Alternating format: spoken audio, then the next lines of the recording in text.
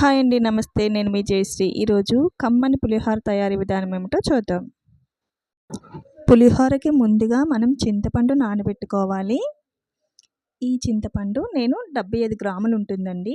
ఇది నానబెట్టాను, సరిపోతుంది కరెక్ట్గా. ఇది 2 సార్లు చిక్కగా పులుపు తీసుకొని వడకట్టి పక్కన పెట్టుకోండి.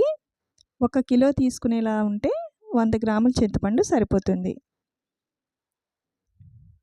ఇప్పుడు కళాయిలో ఆయిల్ వేసుకోవాలి. ఆయిల్ కొంచెం ఎక్కువగా వేసుకోండి.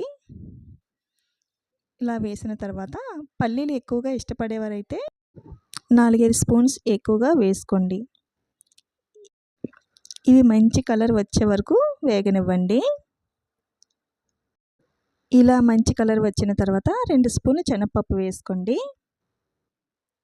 ఈ శనగపప్పు వేగిన తర్వాత మినపప్పు ఒక 2 స్పూన్లు వేసుకోండి. ఇవి మొత్తం వేయించుకోండి. ఇవి వేగించిన తర్వాత ఒక 2-3 ఎండుమిర్చి కట్ చేసి వేసుకోండి.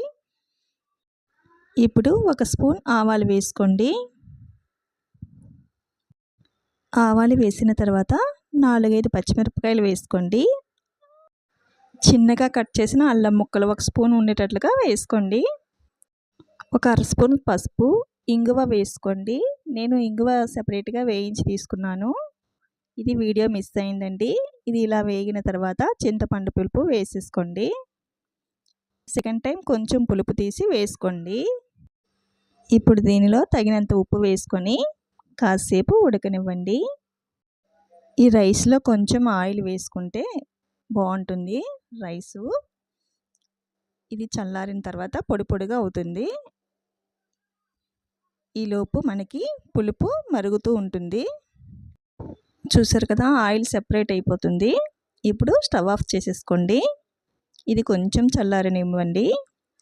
చల్లారిన తర్వాత రైస్ని ఇలా వెడల్పుగా ఉన్న దానిలో వేసుకుంటేనే మనకి బాగుంటుంది, ఫ్రీగా ఉంటుంది కలపడానికి. ఈ పులుపు అంతా వేసేసుకోండి. కొంచెం కొంచెం ఒకేసారి వేసేసుకోకుండా కలుపుకోండి. కలిపిన తర్వాత సాల్ట్ అది కరెక్ట్గా సరిపోయా లేదా అని చెక్ చేసుకోండి ఒకసారి. పులిహోర అయితే రెడీ అయిపోయిందండి. ఒకసారి ట్రై చేయండి. నచ్చితే లైక్ చేయండి, సబ్స్క్రైబ్ చేసుకోండి, బెల్ ఐకాన్ ఆన్లో ఉంచుకోండి. Thanks for watching.